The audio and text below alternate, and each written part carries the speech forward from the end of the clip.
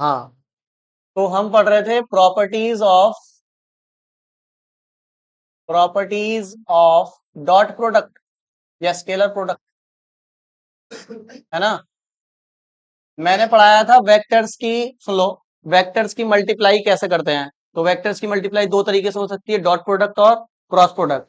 तो फिर हमने डॉट प्रोडक्ट पढ़ लिया था, अब हम उसकी प्रॉपर्टीज पढ़ रहे थे, है ना। तो property number 6, associative law. Associative law, क्रम विनिमय नियम, शायद यही होता है हिंदी में, क्रम विनिमय नियम, एसोसिएटिव लॉ। लिखो हेडिंग।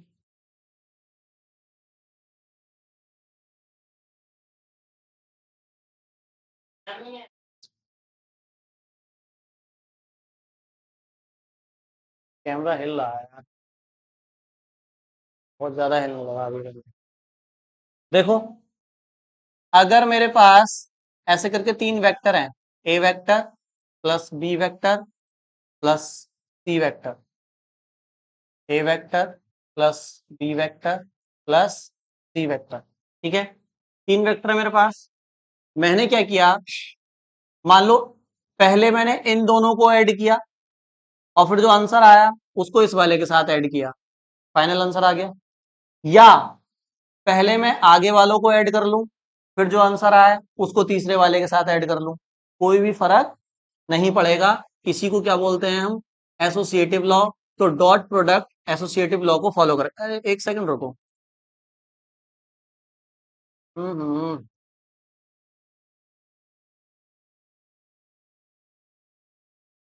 एक मिनट रुक जाओ। Orthogonal unit vector,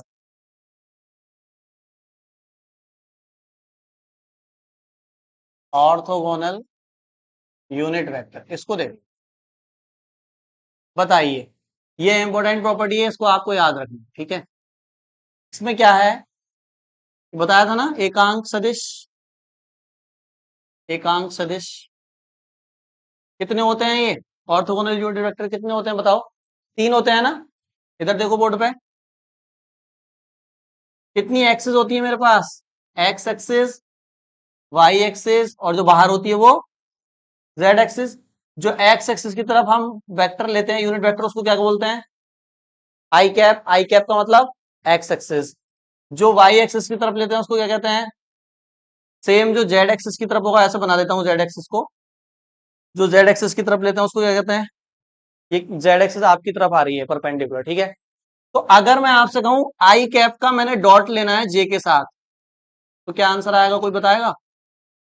I dot J कितना होगा, आई डॉट जे, आई का मैंने डॉट ले लिया जे के साथ। क्या फॉर्मूला था ए डॉट बी का, ए वेक्टर डॉट बी वेक्टर का क्या फॉर्मूला था, ए बी कॉस, यही तो था। तो इस फॉर्मूले को अप्लाई करो ना आप। देखो, आई कैप जे कैप, तो आई कैप का मैग्नीट्यूड कितना होता है, अरे आई कैप का, अरे इसके फॉर्मूले के अकॉर्डिंग लिख रहा है ना। तो यहाँ पे जैसे ए वेक्टर का मैग्नीट्यूड लिखा है ना ए, तो अब मैं आई वेक्टर आई कैप का मैग्नीट्यूड लिखूंगा ना यहाँ पे, कितना आएगा।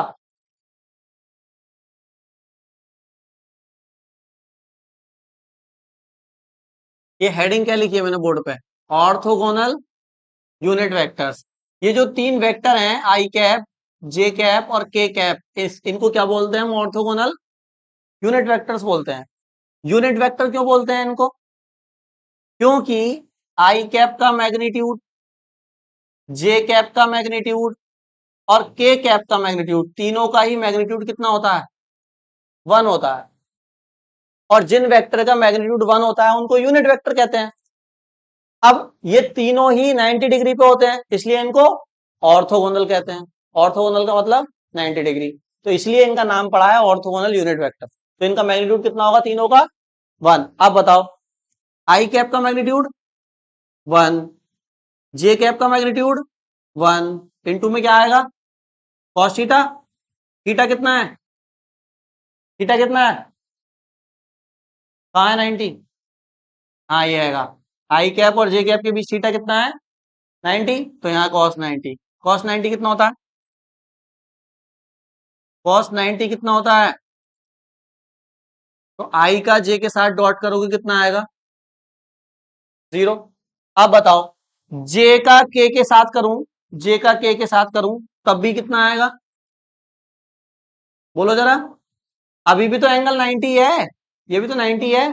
तो अभी भी मैग्नीट्यूड 1 1 और एंगल 90, तब भी कितना आएगा? 0। के का आई के साथ करूं तब भी कितना आएगा? 0 ही आएगा। बात समझ में आ गई? तो आई का जे से करो, जे का के से करो, के का आई से करो, आंसर क्या आएगा? 0 आएगा। बात समझ में आ गई? क्यों आ रहा है 0? क्योंकि सबके बीच में एंगल कितना है? 90। सही है। बताएं जरा, यहां लिख देता हूं। आई का जे से करो, जे का के से करो, या के का डॉट आई से करो, आंसर क्या आएगा? बात समझ में आ गई ये वाली? कैसे आया 0 सबका? अब मुझे बताओ, अगर मैं आई का डॉट आई से ही करूं, अब क्या आएगा? Self product. आई का आई से ही डॉट कर रहा हूं, और कैसे बता दोगे बिना सॉल्व करे? तुक्का लगाओगे क्या? आई का आई से करूं, क्या आएगा भाई? ग्रंथ कितना आएगा? 0 1 0 आएगा। तुम बताओ सोनम। 1 आएगा। बताओ। फॉर्मूला लगाओ, ये वाला फॉर्मूला। आई का मैग्नीट्यूड 1, फिर से आई का मैग्नीट्यूड 1, कॉस थीटा कितना है? देखो, आई का आई से ही कुछ एंगल है क्या? 0 है ना? 180 क्यों होगा यार? आई का आई मतलब आई, और दूसरा भी आई, तो सेल्फ प्रोडक्ट ही तो हुआ एक तरीके से। एंगल कहां बन रहा है बीच में दोनों के? भाई मैंने कल कराया नहीं था यार, एक ये ए वेक्टर वाला, ए वेक्टर का ए वेक्टर से डॉट। तो ए वेक्टर यही है, इसके ऊपर भी एक ए वेक्टर है, तो एंगल नहीं बना, तो 0 ही तो हुआ, है ना? तो एंगल कितना आएगा? 0। कॉस 0 कितना होता है? तो आई का आई से डॉट करोगे क्या आएगा? 1। जे का जे से करोगे तो, के का के से करोगे तो मैं कह सकता हूं आई का आई से, जे का जे से, और के का के से कितना आएगा? आंसर कितना आएगा? 1। लेकिन आई का जे से कर दिया, जे का के से कर दिया, के का आई से कर दिया, तो एंगल 90 होगा। एंगल 90 होगा तो आंसर 0 होगा। जब एंगल 0 तो आंसर 1, तो आंसर 0 आ गया। नोट करो जल्दी सारा।